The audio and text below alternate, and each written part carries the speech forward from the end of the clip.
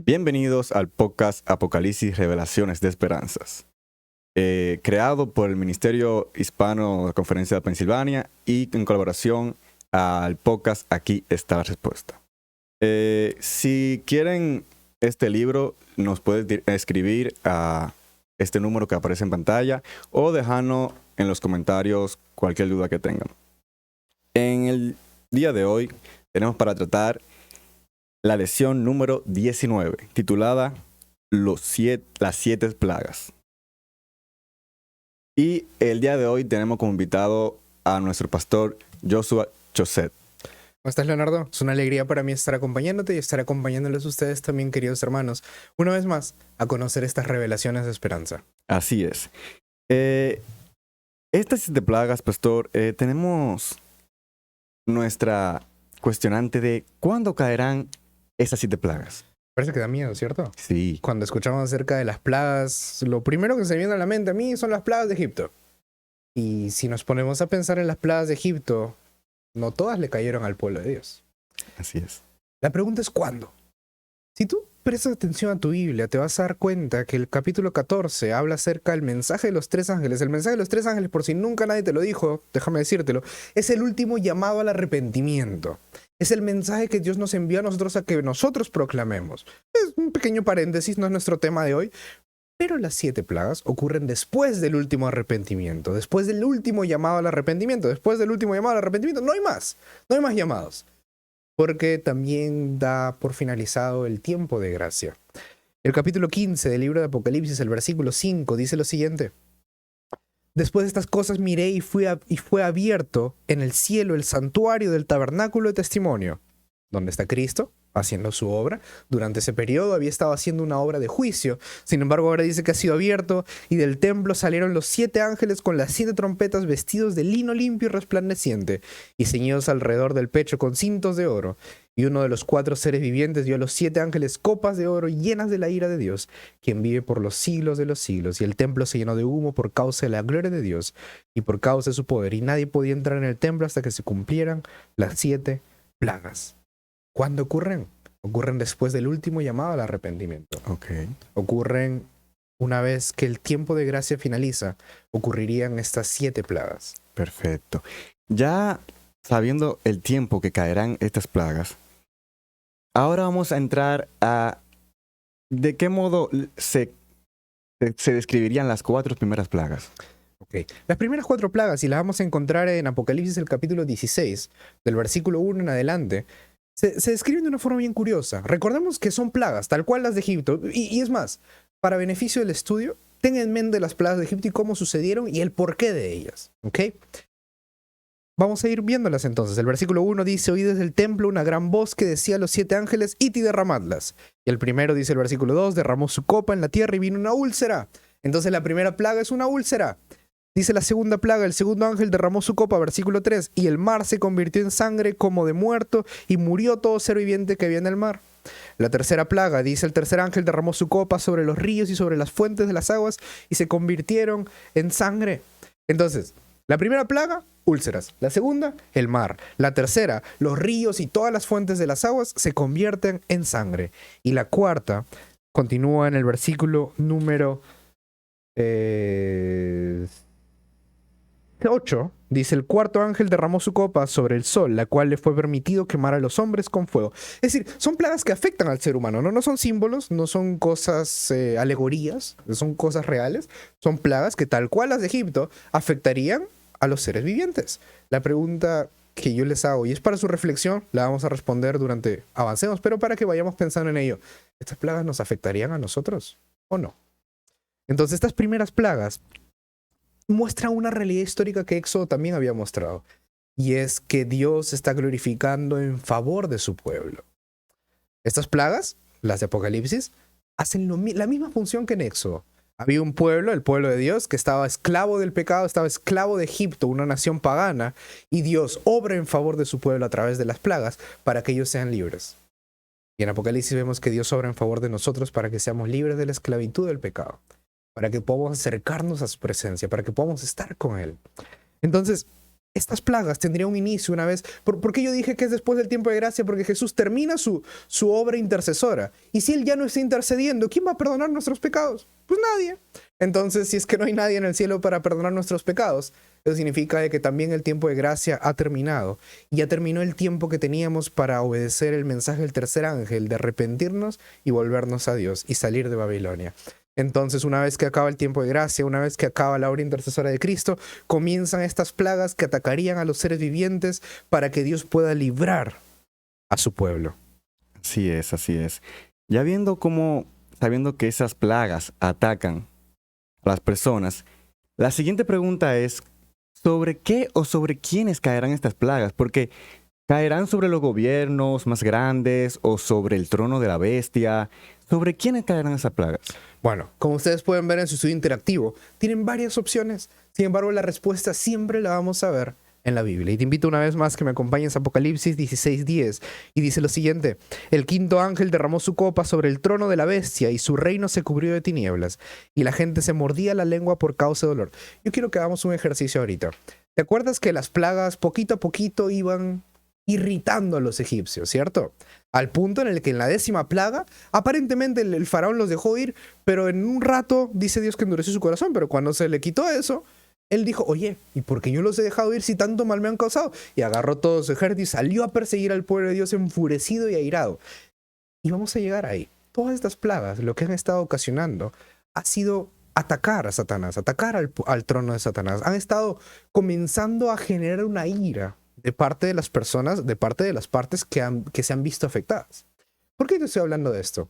Porque la 6ª plaga, y es justamente la pregunta, yo no te la voy a responder ahorita, la vamos a ver en un momento. La 6ª plaga tiene que ver con esta ira acumulada y con cómo va a ser descargada de parte del enemigo.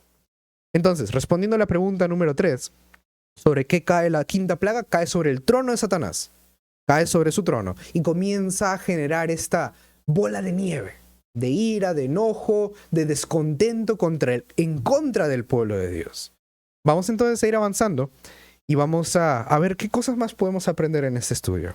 Claro, claro. Ya viendo cómo había como una guerra, sobre la 6ª plaga, ¿cuál es el nombre que se le da a esa guerra, a ese conflicto que había? Entonces, hemos visto de que ya comenzaron a cansarse, ¿cierto? Como los egipcios, tal cual va a pasar aquí. Comenzaron a irritarse, a enojarse en contra del pueblo de Dios, al punto, como él dijo, de que va a haber una guerra. Se da una guerra. Apocalipsis, el capítulo 16, el versículo 12 en adelante, dice que el 6º ángel derramó su copa sobre el gran río Éufrates. El río Éufrates, históricamente hablando, geográficamente hablando, mejor dicho, pasaba por Babilonia. Y yo no sé si ustedes se acuerdan, todo esto es una escena de liberación. Y es maravilloso. La teología bíblica es fantástica. Y mira esta escena. Todo esto es una escena de liberación. Daniel y sus amigos, esclavos en Babilonia, ¿correcto? En Isaías, el capítulo 45, Dios había profetizado de que vendría un libertador de nombre Ciro. Históricamente hablando, y puedes buscarlo en internet y te invito a que lo hagas, desviarían el río Éufrates, el cual cruzaría por Babilonia, y al desviarlo ellos podrían entrar a Babilonia caminando y destruirla por dentro y traer libertad al pueblo de Dios. Eso es lo que ocurriría en el libro de Esdras y Nehemías, donde ya no son más esclavos, donde ahora Ciro les dice, vuelvan a Jerusalén, reconstruyan su casa, reconstruyan su templo, vuelvan a encontrarse con Dios. Y es fantástico, porque este mismo escenario, ¿por qué me menciona Apocalipsis del río Éufrates? Porque quiere que tu mente se vaya a estos eventos que ocurrieron y recuerden lo que pasaron, y eso que pasó en el pasado se va a volver a repetir en el futuro en favor de nosotros. Y dice que hay una guerra, y en esta guerra continúan los textos bíblicos, y dice que se levantó, dice, vi salir de la boca del dragón, de la boca de la bestia, del falso profeta, el versículo 14, espíritus de demonios, señales, los reyes de la tierra, todo el enemigo y todo el mal se levantó en contra del pueblo de Dios. Todos se levantarán en contra de nosotros. Y es emocionante esto, no puedo evitar emocionarme, porque continúa el texto bíblico, y dice el versículo número 16, el versículo 15, yo vengo como ladrón, bienaventurado el que vele y guarda sus vestiduras, no sea que ande desnudo y vean su vergüenza. Y los reunió en un lugar que en hebreo se llama Armagedón. Esta batalla se llama Armagedón, donde todo el mundo, Satanás, sus enemigos, irán en contra del pueblo de Dios. Todavía no nos hemos ido al cielo, todavía seguimos aquí, acabó el tiempo de gracia, esta es la 6ª plaga, aún no ha ocurrido la 7ª. Y cuando todo el pueblo, el Satanás y sus aliados comienzan a venir hacia nosotros, llenos de ira debido a las plagas que los han estado atacando, entonces ocurre la séptima plaga en favor de nosotros, tal cual lo hizo con Israel en Egipto, tal cual lo hizo con Daniel, sus amigos y todo su pueblo en Babilonia, lo va a volver a hacer con nosotros. Como la Biblia misma lo dice, las cosas que fueron escritas en el pasado para nuestra enseñanza se escribieron, para que tengamos esperanza y consolación de saber que si en el pasado Dios los libró, en el futuro por supuesto que Dios nos va a librar también. Y es ahí donde entraría la última pregunta. Exactamente. La última pregunta, pastor, viene en que en la última plaga habrán eventos muy catastróficos, como habrán relámpagos, truenos, grandes terremotos, lluvias de piedra. Entonces, en el santuario saldrá una gran voz. ¿Qué dice esa gran voz? Imagínate esto, están viniendo todos a atacarnos. Exacto. Nos están rodeando y viene Satanás con todas sus huestes malignas y quieren destruirnos. Y estamos nosotros pensando, ¿qué va a hacer de nosotros? Y dice la Biblia en el versículo 17, y el séptimo ángel derramaría su copa. Y salió una gran voz del santuario que diría, ya está hecho.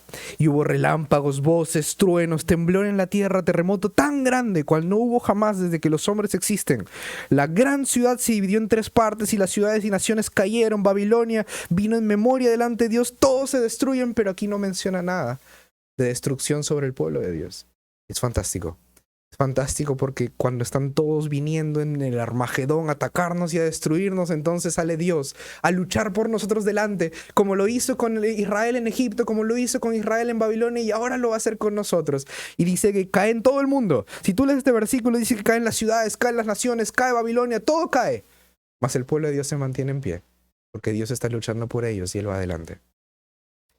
Así es. Entonces, viniendo por ese mismo camino, ya que vimos ya las 7 plagas, ahora todos nos hacemos la pregunta sobre quiénes caerán esas 7 plagas, porque caerán sobre los que se pusieron el sello en la frente o en la mano, o los que sirven a Dios, o los que hacen algún rituales para cosas malignas, sobre quiénes evitarán estas plagas.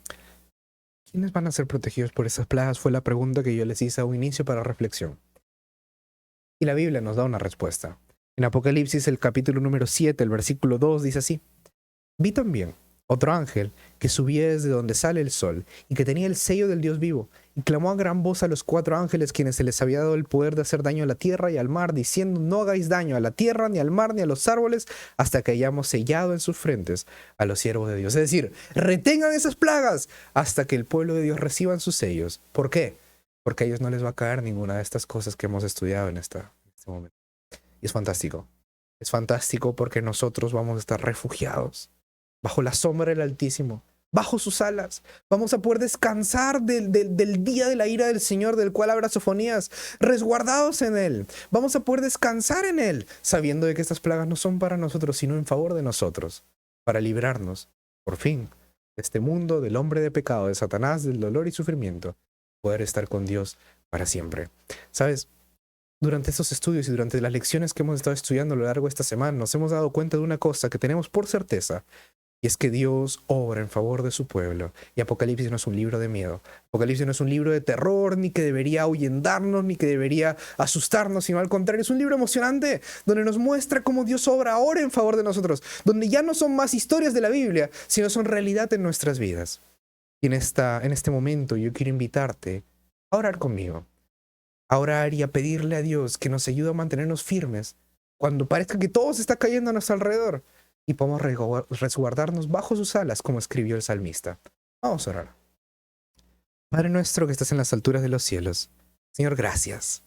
Gracias porque aunque el mundo esté en nuestra contra, tú luchas delante de nosotros. Porque aunque todo venga para abajo, nosotros seguimos en pie, no por nuestras fuerzas, sino por las tuyas, Señor.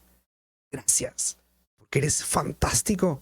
Y porque aún en los momentos más oscuros del mundo, tú prometiste que estarías de pie luchando en favor de nosotros. Te pedimos, Señor, que nos ayudes a mantenernos firmes a ti. Que nos ayudes a mantenernos firmes a tus promesas. Que muy pronto podamos abrazarte. Y podamos verte e irnos contigo para vivir para siempre a tu lado. Te pedimos esto en el maravilloso nombre de Jesús. Amén. Amén, amén. Bueno, mis hermanos, muchas gracias por permanecer hasta aquí y les deseamos bendiciones y que nos vuelvan a ver en la próxima lección, que será la número 20. Hasta la próxima.